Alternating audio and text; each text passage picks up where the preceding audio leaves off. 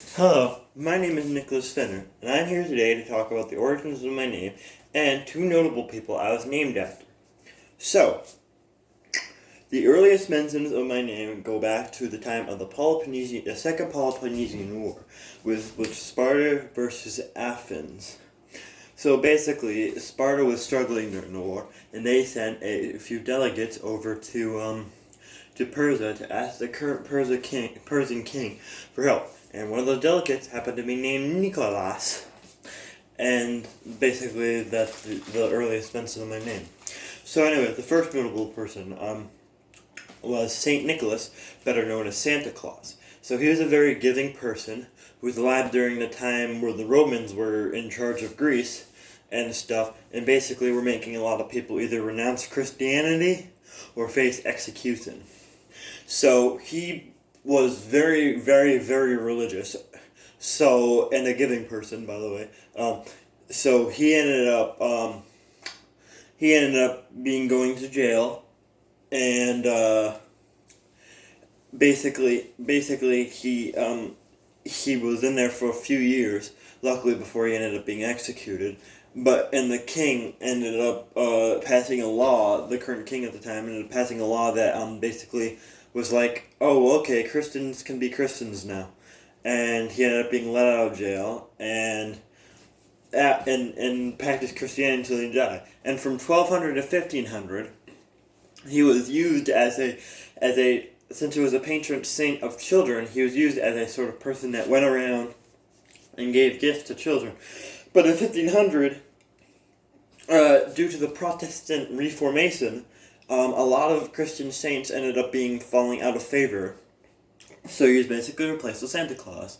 And that's just what has been used from Saint now. But nowadays, you still hear Saint Nick, so, well, it still calls to the original name.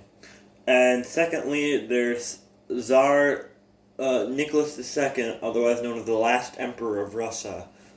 So Nicholas II was put into power at a young age, and this was during the time a little bit before World War One, and basically he ended up he wasn't very good at doing stuff. He and his wife, I don't remember her name, ended up uh, going to Rasputin, the Mad Monk. I'm sure many of you probably know who Rasputin is because he's a lot more notable. For spiritual advice, and Rasputin ended up suddenly influencing a lot of their decisions, basically controlling them from the shadows.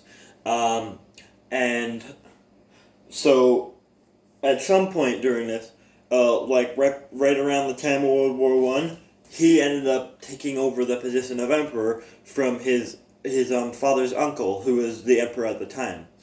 And the reason you don't hear anything about Russia at all during World War One is because he was terrible at dealing with the matters of war. And so basically what ended up happening is a lot of the people didn't like him.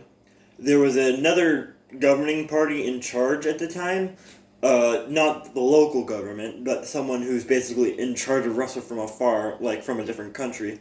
And basically what happened is the local government ended up resigning, and the faraway government, like the people who were really in charge, is basically like, you need to step down. So he was forced to abdicate his throne, and he tried to abdicate it to his brother. His brother said no, so there's no more emperors after that. He was literally the last emperor. So basically, he was arrested, sent to the Urals, and murdered by anti-Bolsheviks because the local government could not spare anything to help because they just didn't really care. So, anyways, to end off with, I was originally supposed to be named Declan, and my brother was supposed to be named Colin, but my Aunt Jen had unpleasant experience with the name Colin, so instead I was named Nicholas and my brother Nathaniel, and that's pretty much it.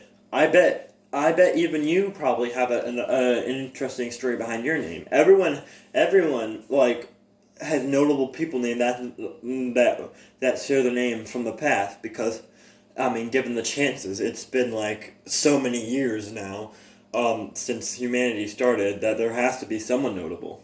So, try doing some research. You never know what you might find.